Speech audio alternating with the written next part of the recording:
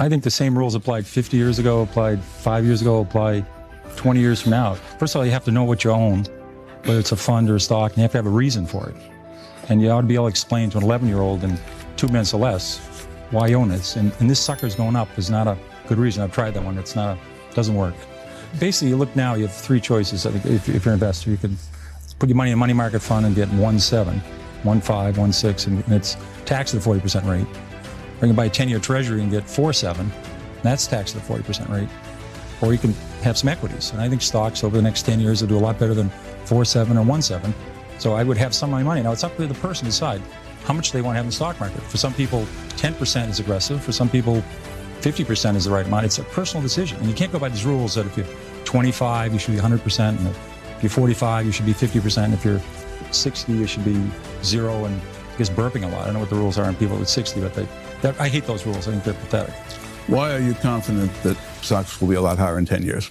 Well, they're not lottery tickets. I mean, when you own a stock, it's a share of a company. And I think companies are going to make a lot more money in 10 years, a lot more money in 20 years. And that's why they go up. That's the only reason. Some companies don't do well. Xerox is making a lot less money than they did 30 years ago. It's a lot less. More companies are earning a lot more money than they were, and that's why stocks go up. Corporate profits have gone up 40-fold since World War II. Stock market's up 40-fold. It's 25 years since you started running Magellan. You have been director of research for Fidelity. You've been with them since, I guess, 69. What are the most conspicuous mistakes you've seen investors make? Well, I think not looking at the balance sheet, and this is a mistake I've made. If you look at a person's balance sheet, you look to see what the assets they own, their houses, if they own a house, if they own a car, what debt they have, and take that away. That's what your net worth is.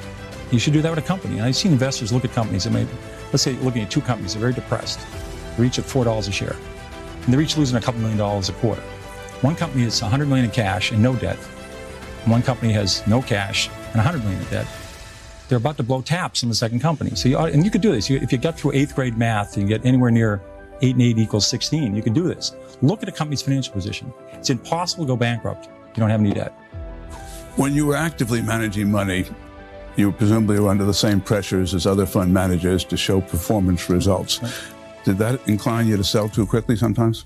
Well, I think my greatest mistakes are, it's funny on a stock, all you can lose is 100%. I've done that.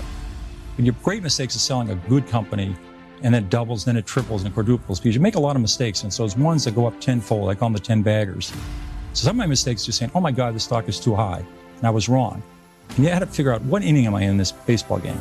I sold Toys R Us way too early. It went up 20-fold after I sold. I did the same thing at Home Depot. Those are probably my 2 greatest mistakes I ever made. When should you sell? Well, you ought to find out why you bought a stock. If you're saying it's a cyclical company and they're doing poorly and they're doing awful, you wait till things are getting better and they're doing terrific and then you sell it. But with a growth company, you have to say, Walmart's case, 10 years after they went public, you could have bought the stock and made 500 times your money. Because they still are only in 15% of the United States. And they could say, why can't they go to 17? Why can't they go to 19? Why can't they go to 23? So for the next 4 decades, they're around the country. So you have to say to yourself, in this stock, I have a 10-year story, a 20-year story. I'll be able to write that down and follow that. And that's what I do with the company. And that's your decision. That's how you sell it. You still buy a company, and you buy a company to grow. And if it's a textile company or it's an electronics company or software company, you better understand what they do. And if they do well, the stock will do well, no matter what happens to the market. If the Dow Jones today was 1,000 or 500, you would have made a lot of money in McDonald's. You would have made a lot of money in Johnson & Johnson. You would have made a lot of money in Gillette. These companies' earnings have gone up a lot the last 30 years. And if the market was 50,000, you would have lost money in Burlington Industries. I recommended that in 1969. I think it's gone from 34 to 2 with no stock splits because the earnings have been terrible. Well, your modesty actually makes an important point, which is people with the best batting averages in the world don't bat 1,000. I sometimes get angry mail, particularly during bear markets, saying so-and-so recommended such and such and it went down. Well, how often did you come up with a clinker? Well, this is a funny business. You don't have to be right even 5 times out of 10. If the times you're right, you make a double and triple. It offsets all those times you lose 20 or 30%. So when you buy a stock, you got to say to yourself, how much can I lose and how much can I make? And you ought to be able to make a lot. Because stocks are risky. I mean, look at how much we lost in AT&T. Look how much we lost in Xerox. These were quality companies. You can lose a lot in a stock. So you got to say to yourself, how much can I make? Because I want to buy a stock. If I'm right, I'm going to make a double or triple. Does your own confidence ever get shaken?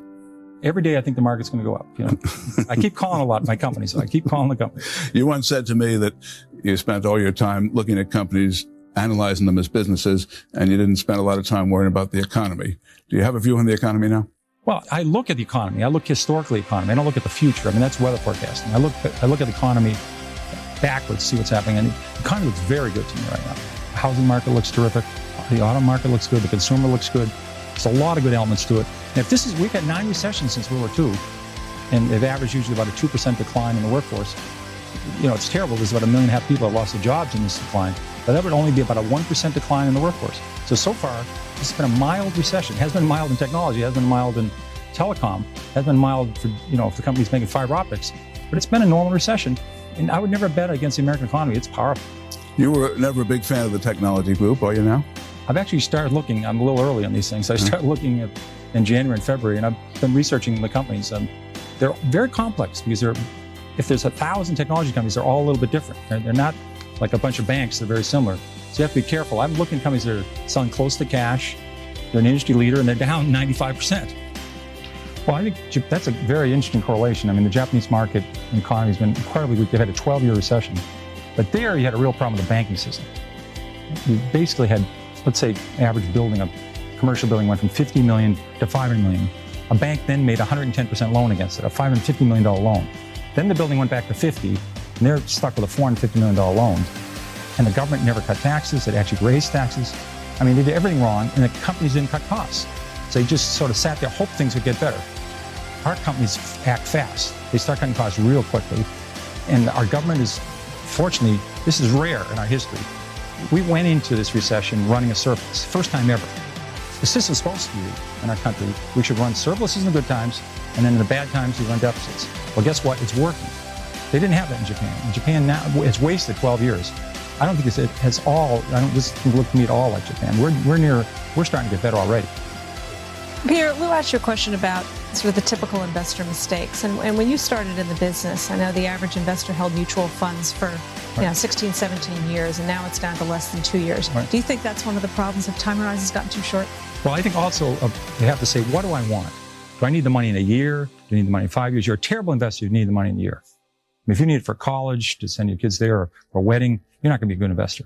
Then you have to do some homework and say, should I have 10 growth funds? That's silly. You say, what do I want? I want 2 or 3 growth funds. What's my mix that I like?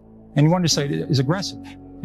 Some people aggressive is 50%. So I would say and some people might want to have foreign funds. It's like a menu at a restaurant. They should look it over and decide what they like and then stay with it. And if one group does well for 2 or 3 years, the next bunch of money they add to, maybe they should add to the group that's underperforming.